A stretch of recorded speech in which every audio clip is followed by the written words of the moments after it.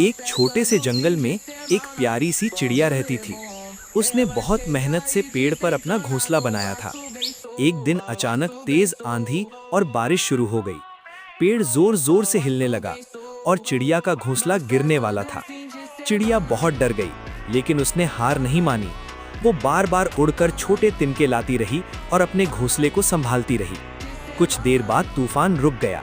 चिड़िया ने घोंसले में जाकर देखा, उसके अंडे बिल्कुल सुरक्षित थे। उस दिन जंगल के सभी जानवर चिड़िया की हिम्मत देखकर हैरान रह गए। मेहनत और हिम्मत से हर मुश्किल जीत